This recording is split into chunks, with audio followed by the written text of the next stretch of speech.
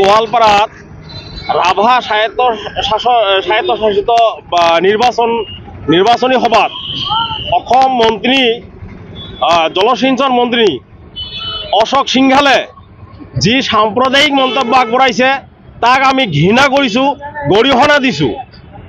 ভৱিষ্যতত যাতে অশোক সিংঘালে তেনেকুৱা মন্তব্য, সাম্প্ৰদায়িক মন্তব্য নিদিয়ে তাৰ কাৰণে আমি সকীয়াই দিছোঁ অসম সংখ্যালঘু সংগ্ৰাম পৰিষদৰ তৰফৰ পৰা। আজি আমি ধুবুৰী জিলা অসম সংখ্যালঘু সংগ্ৰাম পৰিষদৰ তৰফৰ পৰা অশোক সিংঘালৰ প্ৰতিমূৰ্তি দাহ কৰিলোঁ। তাৰ লগতে আমি এইখিনি ক'ব বিচাৰিছোঁ যে যদি 24 ঘণ্টাৰ ভিতৰত অশোক সিংঘালে ক্ষমা নোখোজে, এই অসমৰ ৰাইজৰ পৰা যদি ক্ষমা নোখোজে, ইয়াতকৈ আমি ভয়াৱহ আন্দোলন গঢ়ি তুলিম। এই বহিৰাগত বণিক অশোক সিংঘালে ইয়াৰ আগতো বহু ধৰণৰ সাম্প্ৰদায়িক মন্তব্য আগবঢ়াইছিল।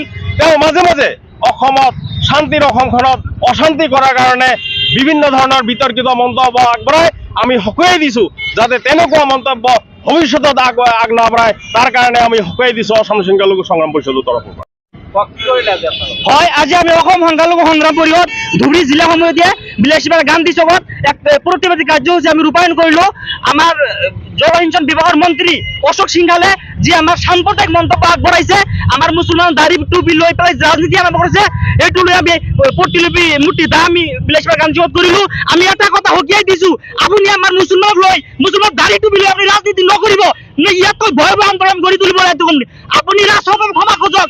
আমি অসম চৰকাৰৰ দাবী উত্থাপন কৰিছোঁ, আমাৰ মন্ত্ৰী তাক বৰখাস্ত কৰিব লাগে, নহ'লে ইয়াতকৈ আমি তীব্ৰ আন্দোলন গঢ়ি তুলিম। কিয়নো আমাৰ মুছলমানক টাৰ্গেট কৰি সকলো সময়তে এনেকৈ মন্তব্য আপুনি দিব নাপায়। কিয়নো এইখন অসম এখন আচাৰ সংগ্ৰহ দেশ, মিলনভূমি দেশ। ইয়াত সকলো জাতি জনগোষ্ঠী আমি একত্ৰিতভাৱে বসবাস কৰি আছোঁ। ইয়াত আমি অশান্তিৰ সৃষ্টি নকৰিব, ভাগ বিভাজন কৰিব নকৰিব, এই আমি সকীয়াই দিছোঁ। আৰু আমি দাবী উত্থাপন কৰিছোঁ অসম চৰকাৰক অতি পলমে মন্ত্ৰীৰ পৰা বৰখাস্ত কৰিব লাগে।